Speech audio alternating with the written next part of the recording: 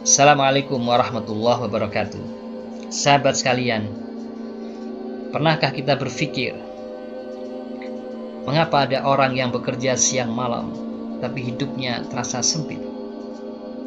Sementara ada orang lain yang rizkinya seolah mengalir terus tanpa henti, meski langkahnya, meski jalannya biasa saja. Apakah rizki itu semata-mata hasil kerja keras manusia? Ataukah dia sepenuhnya merupakan takdir Allah Subhanahu wa Ta'ala? Mari kita telusuri bersama konsep rizki dalam pandangan syariat, agar kita bisa memaknai hidup ini dengan lebih tenang, lebih lapang, dan penuh dengan keberkahan. Konsep yang pertama adalah bahwa rizki itu sudah ditetapkan. Kita perlu paham ini, bahwa rizki itu sudah ditetapkan oleh Allah Subhanahu wa Ta'ala. Tidak ada satupun makhluk di muka bumi ini yang rizkinya luput dari catatan Allah Subhanahu wa Ta'ala. Sebagaimana firman Allah Subhanahu wa Ta'ala dalam surah Hud ayat 6, "Wa ma min dabbatin fil ardi illa 'alallahi rizquha." Yang artinya, dan tidak ada satu makhluk melata pun di bumi ini, melainkan Allah lah yang menjamin rizkinya. Bahkan sejak ruh ditiupkan ke dalam janin, malaikat sudah diperintahkan menulis 4 hal: rizkinya, ajalnya, amalnya, dan nasibnya. Apakah bahagia atau celaka? Maka setiap dari kita rizkinya sudah tertulis di Lauhul Mahfuz, dan rizki itu tidak akan berkurang, dan rizki itu tidak akan bertambah. Namun hikmah dari pengetahuan ini bukan agar kita pasrah, bukan agar kita berhenti bekerja, berusaha, bukan, melainkan agar hati ini tetap tenang setelah berikhtiar. Kalau hasilnya sedikit, berarti memang segitu jatah yang Allah tetapkan. Kalau besar, bersyukurlah kepada Allah Subhanahu wa Ta'ala tanpa sombong. Inilah makna iman kepada takdir, sebagaimana ditegaskan Allah Subhanahu wa Ta'ala dalam surah Al-Hadid ayat 22 dan 23. Allah Subhanahu wa Ta'ala berfirman, "Ma asaba min musibatin fil ardi wala fi anfusikum illa fi kitabim min qabli an nabra'aha inna dzalika 'alallahi yasir likaila ta'sau 'ala ma fatakum wa la tafrahu bima atakum wallahu la yuhibbu kulla mukhtalin fakhur." Yang artinya, tiada suatu bencana pun yang menimpa di bumi dan tidak pula pada dirimu sendiri, melainkan telah tertulis dalam kitab Lauhul Mahfuz sebelum kami menciptakannya. Sesungguhnya yang demikian itu adalah mudah bagi Allah Subhanahu wa Ta'ala. Kami jelaskan yang demikian itu supaya kamu jangan berduka cita terhadap apa yang luput darimu, dan supaya kamu jangan terlalu gembira terhadap apa yang diberikannya kepadamu. Dan Allah tidak menyukai setiap orang yang sombong dan membanggakan diri. Konsep yang kedua, rizki itu meskipun sudah ditakdirkan, sudah ditetapkan, tetapi rizki itu perlu usaha. Jadi sahabat sekalian, meski sudah ditetapkan, rizki tetap harus dijemput dengan usaha. Sebagaimana ajal yang sudah ditentukan, kita tetap berusaha menjaga kesehatan, makan yang baik, berobat saat sakit. Begitu juga dengan rizki. Kita tidak tahu berapa jatah kita, tapi Allah perintahkan untuk menempuh sebab-sebab yang halal. Nabi Shallallahu Alaihi Wasallam bersabda, "Ihris ala ma yanfa'uka wasta'in billah wala ta'jiz." Yang artinya, bersemangatlah untuk melakukan hal-hal yang bermanfaat untuk kalian. Mintalah pertolongan kepada Allah, dan janganlah engkau bersikap malas untuk mengejar perkara yang bermanfaat tersebut. Dalam hadis yang lain, beliau juga bersabda, "Lau annakum kuntum tawakkalu 'ala Allahi haqqa tawakkulih, la ruziqtum kama turzaqut thair, taghdu himason wa taruhu bitanan."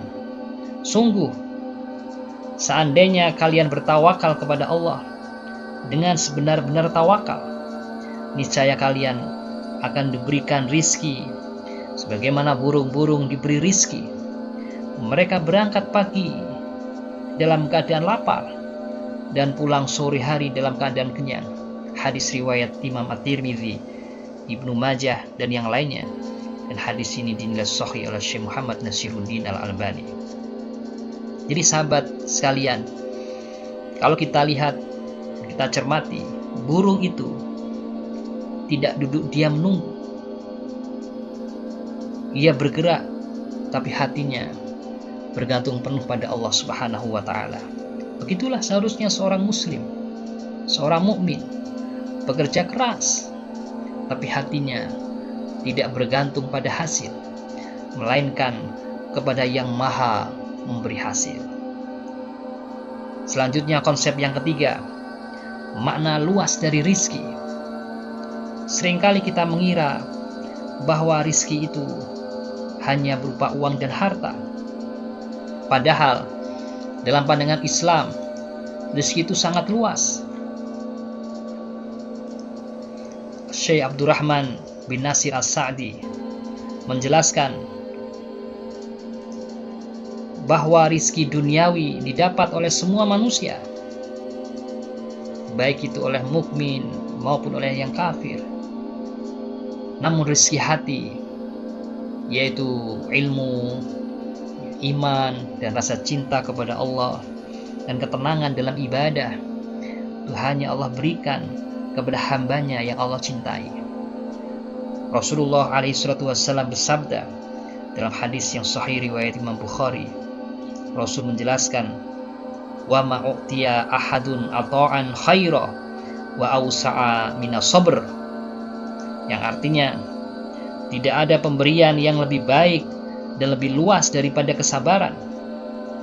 Bahkan istri yang solihah ada rizki yang terbaik di dunia. Rasulullah SAW bersabda, "Ad-dunya mata' wa khairu mata'id dunya al-mar'atu solihah." Sesungguhnya dunia itulah perhiasan, dan sebaik-baik perhiasan dunia adalah wanita yang solihah. Hadis riwayat Muslim. Begitu juga kesehatan, keamanan, dan waktu untuk ibadah. Semuanya adalah rizki yang tidak ternilai. Rasulullah SAW bersabda, "Man asbaha aminan fi sirbihi mu'afan fi jasadih indahu ta'amun yaumi faka'annama hizat lahu dunya." Yang artinya, kata Rasulullah, barang siapa yang berada di waktu pagi dalam keadaan aman, tentram, badannya sehat, memiliki persediaan makanan yang cukup, maka seolah-olah dikumpulkan seluruh dunia untuknya. Maka sahabat sekalian, rizki yang sebenarnya, rizki yang sejati itu bukan hanya apa yang masuk ke dompet kita, bukan hanya yang masuk ke rekening kita, tetapi juga apa yang menenangkan hati dan mendekatkan diri kita kepada Allah Subhanahu wa Ta'ala. Kemudian konsep yang keempat, rizki itu ada yang halal dan yang haram, dan jatah rizki itu tidak akan berubah. Jadi sahabat sekalian, konsep yang keempat ini menjelaskan bahwa rizki itu tidak akan berubah. Jatah rizki seseorang tidak akan berubah, baik didapat dengan cara yang halal maupun yang haram. Seorang yang mengambil harta yang haram sebenarnya tidak menambah jatahnya sedikit pun, hanya mengubah jalannya saja.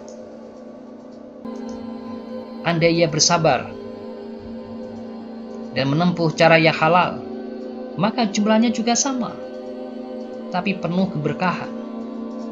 Rasulullah Shallallahu Alaihi Wasallam menegaskan dalam hadis riwayat Ibnu Majah, tidaklah tertundanya rizki mendorong kalian mencarinya dengan maksiat kepada Allah, karena apa yang di sisi Allah tidak akan diperoleh kecuali dengan taat kepadanya.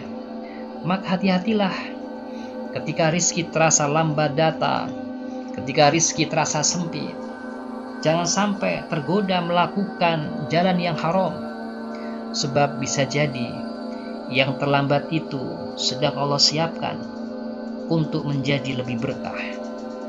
Kemudian sahabat sekalian, kita masuk ke konsep yang kelima. Kita harus paham mengenai sebab-sebab datangnya rizki. Lalu apa sebab-sebab datangnya rizki? Yang pertama, sebab materi, yaitu usaha nyata seperti berdagang, bekerja, bertani, berprofesi. Maka Nabi pun bekerja. Nabi Daud membuat baju besi, sebagaimana firman Allah Subhanahu wa taala dalam surah Al-Anbiya ayat 80. Wa 'allamnahu san'ata labusil lakum litusinakum min ba'sikum fahal antum syakirun. Dan telah kami ajarkan kepada Daud membuat baju besi untuk kamu guna memelihara kamu dalam peperanganmu, maka hendaklah kamu bersyukur kepada Allah Subhanahu wa taala. Demikian pula Nabi Zakaria adalah seorang tukang kayu. Nabi Muhammad SAW sendiri berdagang sejak muda. Ini menunjukkan sahabat sekalian bahwa bekerja adalah bagian dari ibadah, bukan sekedar urusan dunia. Itu sebab yang pertama, yaitu sebab materi. Kemudian sebab yang kedua adalah sebab non materi, yaitu ketaatan, doa, sedekah, istighfar. Allah Subhanahu wa taala berfirman di dalam surah Nuh ayat 10 sampai ayat 12.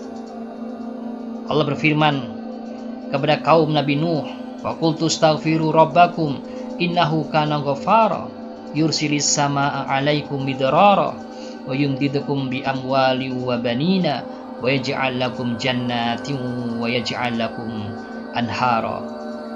Yang artinya, maka aku katakan kepada mereka, mohonlah ampun kepada Tuhanmu, sesungguhnya Dia adalah Maha Pengampun. Niscaya Dia akan mengirimkan hujan kepadamu dengan lebat dan memperbanyak harta dan anak-anakmu, dan mengadakan untukmu kebun-kebun, dan mengadakan pula di dalamnya untukmu sungai-sungai. Artinya, sahabat sekalian, taubat dan istighfar adalah pintu rizki yang sering kita lupakan. Sahabat sekalian, rizki bukan sekedar angka di rekening, melainkan amanah dan karunia Allah yang harus dicari dengan yang halal, yang harus dicari dengan jalan yang halal, disyukuri dengan rendah hati, dan dipergunakan untuk mendekatkan diri kepada Allah Subhanahu wa taala. Jika hati tenang, ibadah mudah, keluarga harmonis, maka yakinlah bahwa itulah rizki yang sesungguhnya. Wassalamualaikum warahmatullahi wabarakatuh.